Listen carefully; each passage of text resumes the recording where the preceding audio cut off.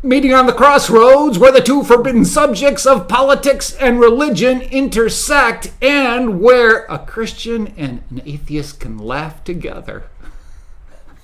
This is the Sophie Scholl roundtable. My friend Norm is on a roll. And we're going to continue the discussion that is somewhat related to what we discussed last week, entitled, It's Rigged. This one, we want to talk about what we think of the Supreme Court's recent decisions.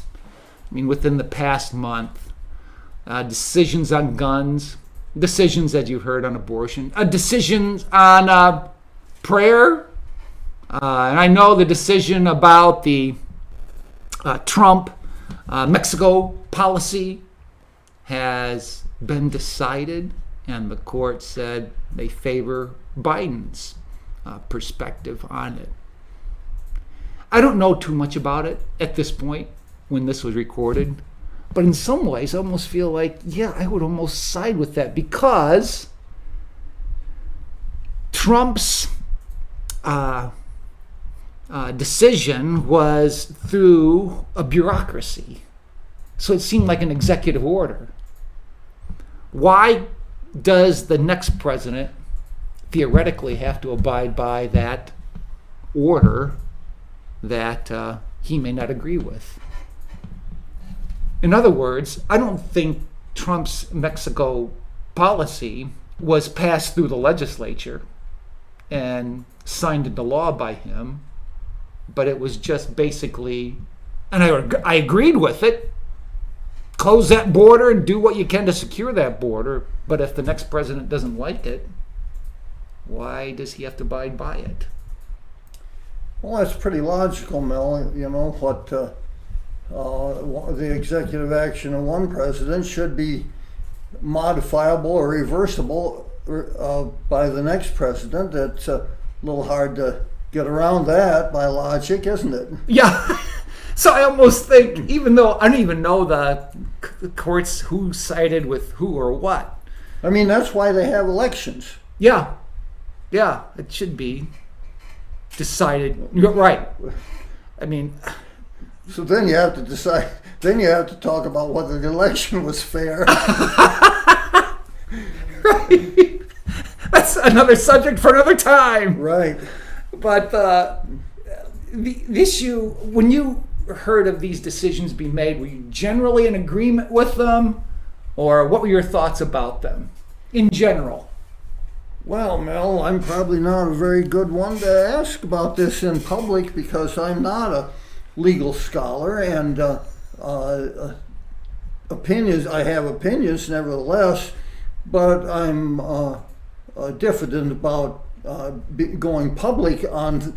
Unlike other people, I'm diffident about going public with my uninformed opinion. Okay.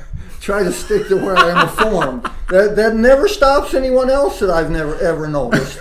You know, I've had people tell me all kinds of things about climate change and about pesticide toxicity and how did it work? You know, I attended Cornell University and I took this course. Where did you get your information? You know, but they're a lot more positive than I am. And the same holds a lot more true about legal decisions. But you're specifically asking about which one now? Yeah, or if in general, I mean, if you looked at the decisions that have been made, that have been in the news, do you generally agree with them? I don't think it makes any sense at all to have an average or general opinion about a number of decisions rendered over a period of time. Okay. I mean, some I'm going to be in agree with and some not. Okay, which ones would you agree with? Which ones would you not necessarily agree with? Like the one on guns. Well, I told you, Mel, I really don't. I'm not informed enough. Okay. To I see both sides of a lot of things that come up in the gun controversy, and I don't believe for a minute that the left is that it's really about guns. It's about control. I don't think they're against guns. They just don't want you to have them. You know. But on the other hand, as a conservative, I know that this country has had laws against weapons such as machine guns in private hands since the 1930s anyhow. And as I say, like as a conservative, I think those have worked out rather well. And if there's anything that's conservative, it's if it ain't broke, don't fix it. I also see the logic of the argument that the people who have permits, pistol permits, have very, very low rates of infractions or trouble of any kind, and that presents a good argument to permit them to do open carry as well as concealed carry. Well, I'm not an expert enough to say which. There's two questions. Is it a good decision, and is it a legally valid decision? Well, I'm not really an expert on either one. Okay. But I've given you my uninformed opinion, which is, I think, about it as generous as I should be. Yeah. But I think, Norm, you have a really great perspective on seeing the Constitution in ways that many people don't, or people don't take time to think about. Meaning, if I understand correctly, the Constitution does leave room for change. But that change... Well, yes, up to a point. Yeah, that change shouldn't happen in ways that rush into something. Or a change that is tumultuous. A change that creates... difficulty in adjusting to. Well, the decisions of the Supreme Court are 3 times removed from me. Perhaps the framers of the Constitution were wise in setting it up that way. I voted for a president, and the president has nominated the justices, and then they have made the decision. That's because I'm not really qualified to do that myself. That's why we have government, and that's why there's that amount of distance and insulation between the two of us. Now, there again, we have people that I strongly suspect aren't any better informed than me that are perfectly happy to come in here or anywhere else and mouth off about it.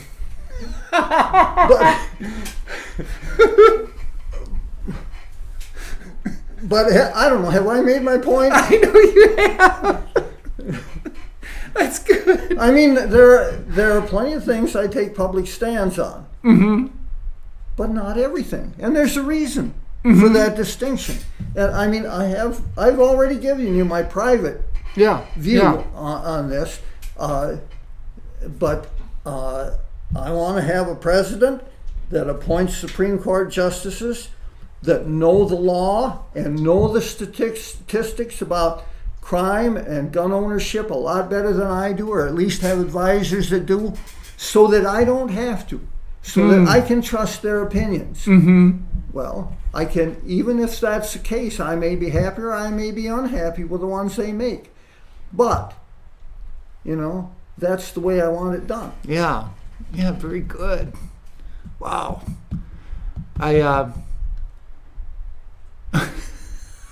This is totally off subject.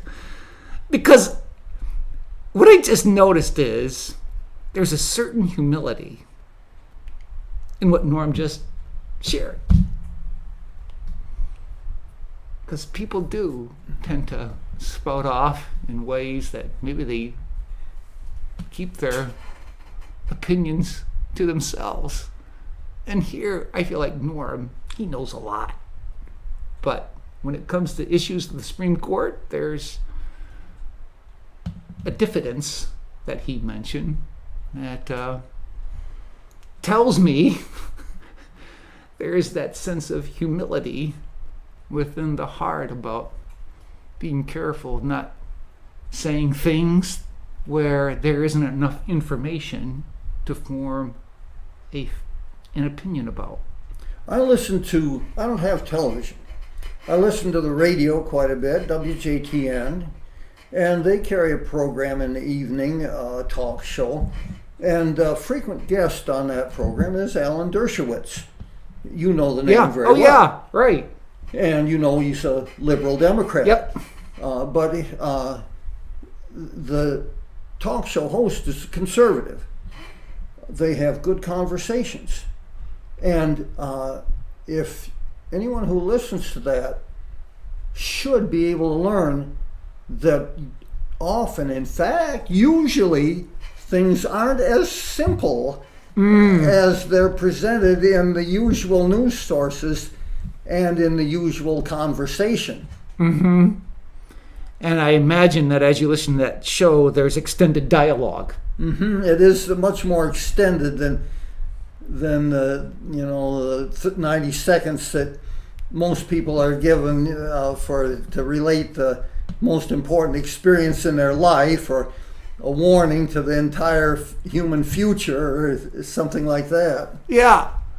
And see, I feel like Dershowitz is still a liberal in what we knew liberals to be 50 years ago, 40 years ago, maybe even 30 years ago. Yes, when I was in school, there you had the liberals and you had the radicals. Mm-hmm. And now all you have is the radicals. Yes, right. I mean, there are things that even the radicals didn't think of when I went to school, and they were already thinking, and I heard it in exactly these words, killing all of the white people. And now there's some of them that want to go on and kill all the human race. There's some that are that nutty. And there are things that have come to pass that even the radicals weren't advocating when I was in school. I'm talking the late 60s, when the New Left first came in, and when the Alinskyization of the left was taking place, before it had really taken hold. Mm-hmm. When I was first there, the SDS, you know who they were, and the Conservative Club scheduled a joint party, a social gathering for the two of them. I wanted to go to that, and somehow I couldn't find it. But can you imagine what a different world we have today, and what a different world that was? Yeah. I can't imagine. A university was a place for open speech, yes, and open discourse of opinion. And you were there because you had enough intelligence to be capable of metacognition, of understanding the other person's point of view. And that's what the university was all about. Mm-hmm. Now, speech codes. Now it's all the Marxist dogma of there is no such thing as truth. There is only power. And you grab it however you can. Saul Alinsky adored the mafia, and he taught the New Left that the communists were sissies and wusses. You have to use the mafia's technique. You don't worry about arguing with the other side. You destroy them. I hate this world. That's what it's become. Mm-hmm.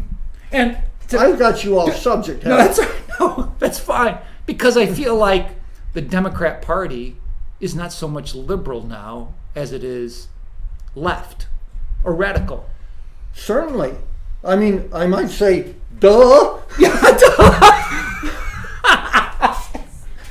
But that's why I think it's so important to make this distinction from the Dershowitz liberals, which I feel are a minority in the Democrat Party, versus the AOC in the leadership, leftists. Well, I've told this many, many times, but back in the same time, the classical liberals or classical leftists, they'd go around campus, pompously prating, well, I may disagree with you, sir, but I would defend with my life your right to say it, And I used to think, you lying SOB, when you take power, you'll have more ways of suppressing free speech than we ever dreamed of. Well, of course, that's the one time that was a lot better prediction than when I said three things we'll never have: an electric carving knife, electric toothbrush, and electric can openers.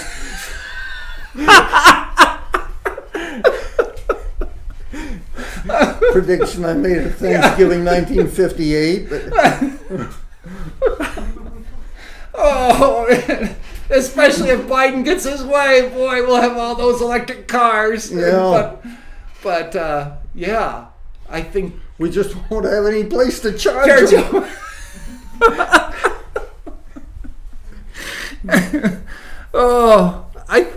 I feel like the things that Dennis Prager says regarding liberals and leftists needs to be clarified, because we need to know what we're up against. And you saw it back in the 60s. These people are not like us. They don't think like us. Yes. They are not normal, Mel. They just aren't. They're evil people. Yeah. And I feel like individuals like Mo Udall, and I know I'm hearkening way back to the last century, are just dinosaurs in the Democrat Party. Oh, and I'm sure they said the wrong word or the wrong thought or something, and they'll have to have their statues torn down. All I can see is, this picture of a crumbled civilization and the ruins of these statues and here are these feral dogs running around urinating on the inscriptions at the base of every statue because they just have to have their mark on it, on everything. That's what we're up against today. Yeah, and the more we're aware of it, the better we'll be able to deal with it. And we've got yeoman's work to do, and I think part of our work has to be up here, outthinking them. And with guys like Norm. Well, I'll tell you, I'd advise everybody to read just a very basic outline of fundamental logic. Mm-hmm. Yeah. Because you can see through an awful lot of chicanery and deception if you just know a few of the basic fallacies of logic that are old enough to have Latin names. As in non sequitur, as we learned last time we were together. Post hoc ergo propter hoc. And which in English is? Well, after it, therefore because of it. Oh, okay. And there are about 24 of them. Yeah. And there's plenty with English names: the straw man argument, yeah. the false dichotomy, the naturalistic fallacy, and so on. They have Latin names too, but wow. So, well, once again, I just love having Norm around. I feel like we always learn so much, and he's just interesting to talk to and listen to. And it's even better when you drive with Norm over the Sherman Pancake House for Saturday morning pancakes. All right. Well, thank you for joining us, and we'll be back with another edition of Sophie Scholl Roundtable.